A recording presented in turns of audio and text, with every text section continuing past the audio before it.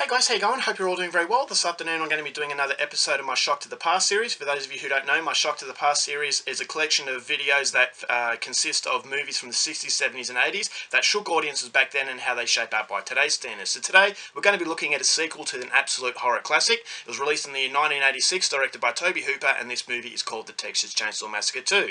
So the story to this movie, you have basically the Texas Chainsaw Massacre, the bad guys, dealing with people in very horrible ways, but in this movie you've got a man who had lost loved ones at the hands of this psychotic family, and this man is after justice. In order to get justice, he actually has to find out where they are, and so he's going to try and entice them to come out of hiding and attack a radio station. Now he befriends a radio personality and he tells her to play some things on the radio station in order to make this family angry, and so he hopes that if the family actually come to the radio station, he's going to be able to follow them back and he's going to know where they're hiding, and then he can actually get the justice that he believes he deserves. So whether or not he can, that is entirely up to you to find out for yourself, and so that is my basic rundown of this sequel. So the fact that this is a sequel of an absolute horror classic, I was very skeptical, and I didn't actually watch this movie for the longest time. Now, I saw the original Texas Chainsaw Massacre for the first time about 20 years ago, but then after that, I knew that there was a sequel, but I just didn't bother with it, because I didn't want it to ruin the image of the original, and that's something that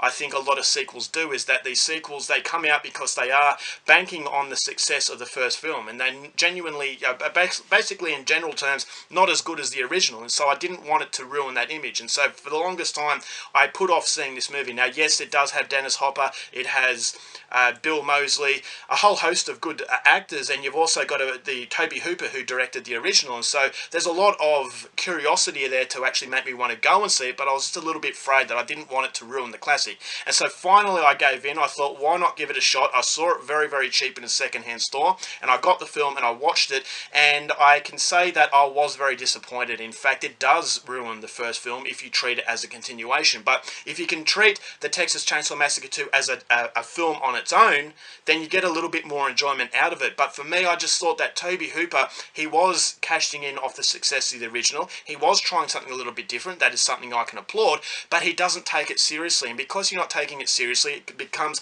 a parody of itself, and because it's a parody, I didn't feel as though it was respecting the franchise name, and that's ultimately the problem I had with Wolf Creek, with Greg McLean. The first Wolf Creek was absolutely brilliant, and the second Wolf Creek was a parody of itself, and it just become ridiculous, and it kind of ruined the image of Wolf Creek. And the more I see Wolf Creek, the more I believe that Greg McLean was copying what Tobe Hooper did with the Texas Chainsaw Massacre, and unfortunately he goes down the same path, is that it's a horror comedy. It's a lot different from the first one. As I said, that's something that you can applaud in the fact that it's taking a risk. It's not trying to copy everything that the first film did so well, but if you take such a different angle and you do a complete 180-degree turn, it feels like a different film, and it feels like it's making fun of that movie. And so for being such a lover of the classic Texas Chainsaw Massacre, I was left definitely divided as far as whether or not I liked this movie. There were some moments in this movie that worked. I thought it was fairly funny. It had a very quirky, strange atmosphere, and I thought the song right at the end of the film really summed up the whole experience. And so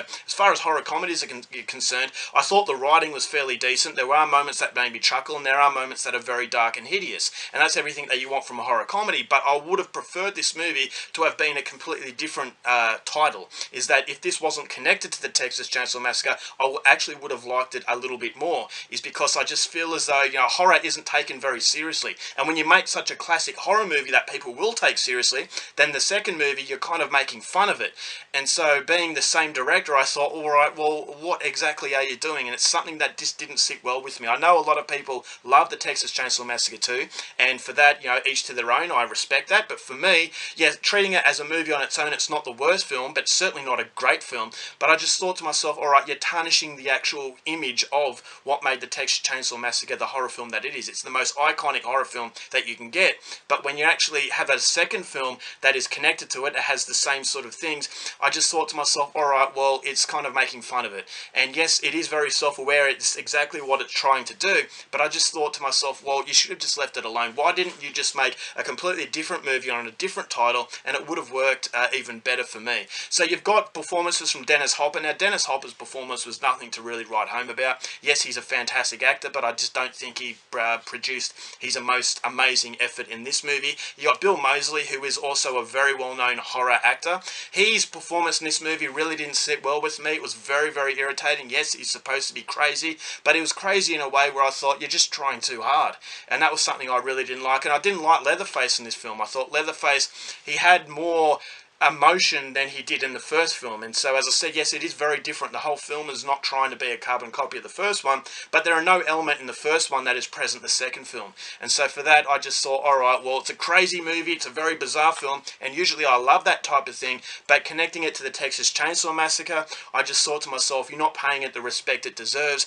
And I can kind of look the other way as far as the fact that it was the same director, so I can make a little bit of leeway there. But I just thought, okay, this is exactly the same reason I was so disappointed with Wolf Creek, because Wolf Creek 2, you get really excited that it's going to be another really hellish experience, but it comes across as a movie that just alleviates all of the pressure through its silliness, and so that is just something I think is very, very unfortunate. So I didn't like Texas Chainsaw Massacre 2. I just thought that it didn't feel as though it belonged where it was, and that is the reason why I would say if you haven't seen the sequel, you probably don't need to, because the original, it'll kind of tarnish that image. So I just kind of try and forget the fact that this movie exists. I push it aside and just treat the original as the only film that is the Texas Chainsaw Massacre. So that's unfortunate, but if I'm being brutally honest, Texas Chainsaw Massacre 2 just didn't really work for me.